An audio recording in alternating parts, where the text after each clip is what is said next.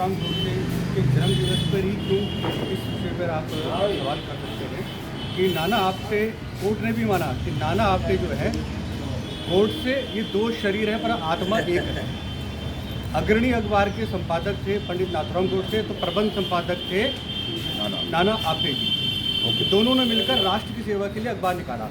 अब चूंकि पिस्तौल से गोली तो मारी पंडित नाथूराम गोडसे ने, परंतु आपको बता दें कि नाना आपटे राइफल क्लब चलाते थे। उस समय जब देश गांधी के बहकावे में आकर अहिंसा की बात कर रहा था, तो वीर सावरकर के आह्वान पर हिंदू युवक संघ को छोड़कर राइफल क्लब में प्रवेश करने लगे थे, और उनकी राइफल क्लब की ट्रेनिंग देने वाले जो कमांडर थे वो नाना आपटे जी थे। गांधी के मर्डर से कुछ समय पहले पुणे में भी संघ के युवकों की सभा ने उनको विशेष आमंत्रित किया था। प्रबंध संपादक भी हैं और राष्ट्रवादी भी हैं और क्रांतिकारी भी हैं, तो उन्होंने बहुत बड़ा लेक्चर दिया। इसका कई जगह पे आपको उल्लेख मिल जाएगा। तो नाना आपटे को जब प्रोफाइल को चेक किया गया कोर्ट में, तो ये पाया गया कि ये दो शरीर हैं, आत्मा एक ही है। गांधी मर्डर में बराबर पूरा उनका योगदान है। और देखिए, पंडित मदन मोहन मालवीय जी के बेटे गोविंद मालवीय जी, उनकी भी गवाही भी इसमें हुई। मैं थोड़ा जानकारी के लिए आपको दे रहा हूँ कि नाना आपटे जी क्या चीज़ है। उन्होंने कहा नाना आपटे और दादाजी महाराज कौन थे? चैतन्य महाप्रभु के वंशज, जो हैदराबाद के बहुत बड़े महंत थे। वो और नाना आपटे जी मिलकर धन संग्रह करते थे और क्रांतिकारियों को शस्त्र प्रदान करते थे। वैसे ही जैसे वीर सावरकर, जो दोनों के बड़े गुरु रहे, प्रेरणा स्रोत रहे, हिंदू महासभा के अध्यक्ष रहे, साल में 3 से 5 लाख रुपए इकट्ठा करते थे उस जमाने में, जब वीर सावरकर जी अध्यक्ष हुआ करते थे। और उसका साहित्य बांटना, खरीदना और हिंदू युवकों में साहित्य बांटना, और शस्त्र, जो कोई शस्त्र धारण करना चाहता था, ट्रेनिंग तो देते थे नाना आपटे जैसे युवक लोग, ट्रेनर हिंदूवादी, और शस्त्र उपलब्ध कराते थे वीर सावरकर जी, ताकि देश नपुंसकता का शिकार ना हो। इसलिए नाना आपटे का योगदान जब लिखा जाएगा तो शायद क्रांतिकारियों में शायद वो शिरोमणि रहेंगे। इस बलिदान को हम भूल नहीं सकते। इसलिए आज यहाँ मेरठ में उनकी प्रतिमा स्थापित करना ही उद्देश्य नहीं है। एक मेरठ तो चूँकि क्रांति की भूमि है, सशस्त्र क्रांति की भूमि है, केवल वैचारिक बात नहीं है। ये तो मजबूरी में हमें शस्त्र उठाने पड़ते हैं, वरना तो हम शस्त्र उठाने से पीछे भी नहीं हटते। तो ये भावना इस मेरठ से पूरे विश्व के हिंदुओं में भावना जागृत रहे कि अगर अंतिम विकल्प के रूप में शस्त्र उठाना पड़े तो उठाना चाहिए। परंतु उससे पहले ध्यान है कि नाना आपटे एक मार्गदर्शक, एक ट्रेनर के रूप में है।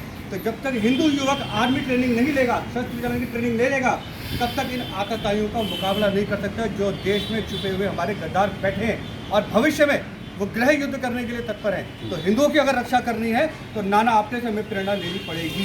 किसान आंदोलन जो चल रहा है आजकल, इसको लेकर के अभी भारत हिंदू महासभा चलता है। देखिए जी, इस मामले में हम अभी स्पष्ट कोई बात नहीं करेंगे, क्योंकि ये सरकार और किसानों के बीच का मैटर है। इतनी बात जरूर करिए, कोई भी कानून बने तो किसानों के संगठनों से राय लिए बिना, जो उसके एक्सपर्ट हैं, ये काम सरकार ने किया, ये बात स्पष्ट हो चुकी है। अभी फिर भी सरकार जिद छोड़कर उनसे बातचीत करे, क्योंकि देश में गृह युद्ध का माहौल नहीं होना चाहिए। अगर कोई, जैसे परिवार में कोई बच्चा कष्ट में है तो वो पिता से शिकायत कर देता है। इस समय प्रधानमंत्री जी, सरकार जो है, इस पिता के लगातार कही रहे हैं कि ये कानून अच्छे कानून हैं, लगातार समझाने की। देखिए, बहुत गड़बड़ है। मंडियों में बिल्कुल आय जीरो हो चुकी है, इसलिए हम कुछ बोलेंगे जो देख रहे हैं। किसान और सरकार के बीच का सेतु के लिए, जैसे राजनाथ जी बोले, कहीं अगर धरना हो तो किसानों को मैं तुरंत जाके धरना खत्म कर देता, तो वही उदारता सरकार को दिखानी चाहिए। टेक्निकल बातें हैं, उस विषय में हम नहीं बोलेंगे, वो किसान के एक्सपर्ट लोग हैं वो बोलेंगे। हम केवल नाना आपटे आपको नहीं लगता है कि इस आंदोलन के बहाने विपक्ष घोर सियासत कर? बिल्कुल यही तो बात है ना कि ये किसानों को भी समझना चाहिए, परंतु वो लोग जो राष्ट्र विरोधी ताकत कर रहे हैं। और आप ऐसे लोगों के लिए क्या कहेंगे जो लाल किले पर जा करके एक धर्म विषय से झंडा फहराते हैं, उसके लिए क्या कहेंगे? देखिए जी, ये बहुत गलत कार्य हुआ है। इसकी जितनी निंदा करनी है, वो लोग वो संप्रदाय के भी दुश्मन है। क्योंकि जिस झंडे को चढ़ा रहे और अगले 24 घंटे में उतार दिया जाए कुछ ही घंटों में, तो झंडे का अपमान हुआ है, सम्मान हुआ।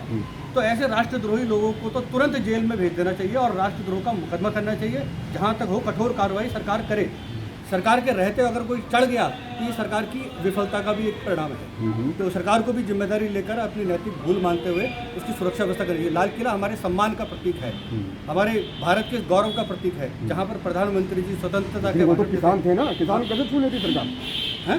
किसानों कैसे छू लेती सरकार? सब कुछ किसानी तो थे, सब कुछ बॉर्डर से बात है ना। किसानों की आड़ में कुछ लोग बदनाम करने के लिए आए थे, सरकार को बदनाम करने के लिए, और सरकार ने बदनाम होने दिया। जैसे दिल्ली में दंगे हो गए, दिल्ली में रहते अगर 400 हिंदू मारे जाते हैं तो ये गृह मंत्रालय से लेकर आईबी से, डोभाल से लेकर प्रधानमंत्री सबकी नाकामी है। अगर देश की राजधानी में हिंदू सुरक्षित नहीं है, मुसलमान कितने मरे हम उस पर नहीं आ रहे, बाद इस दंगों में हिंदू मारे गए तो हम हिंदू का पक्ष लेंगे। अगर गृह मंत्री के रहते हुए, हिंदू सरकार के रहते हुए, मुसलमान भी तो इंसानी है ना। बात तो नहीं है, बात मुसलमान की नहीं अगर वो है। मारा भी जाता है तो मुसलमान क्या इंसान नहीं है? बात वो है कि दंगे कौन करा रहा है सबसे पहले, हिंदू कराता है दंगे क्या? दंगे कहाँ से होते हैं ये आपको बताने की जरूरत नहीं है। हम कह रहे हैं कि अगर देश की राजधानी में हिंदू सुरक्षित नहीं है, डोभाल जी के रहते हुए, अमित शाह के रहते हुए और मोदी जी के रहते हुए, तो हिंदू कहाँ सुरक्षित रहेगा? देश की राजधानी तो हाई सिक्योरिटी जोन है। इसमें सोचते कि दंगे करके और हिंदू मर जाएंगे तो हम सिंपैथी ले लेंगे, ये बिल्कुल भूल में ना रहेंगे। अच्छा जी, अभी बताइए किसान आंदोलन को लेकर के आपकी क्या राय है? किसान आंदोलन इस वक्त चल रहा है, पिछले 5 साल में किसान ने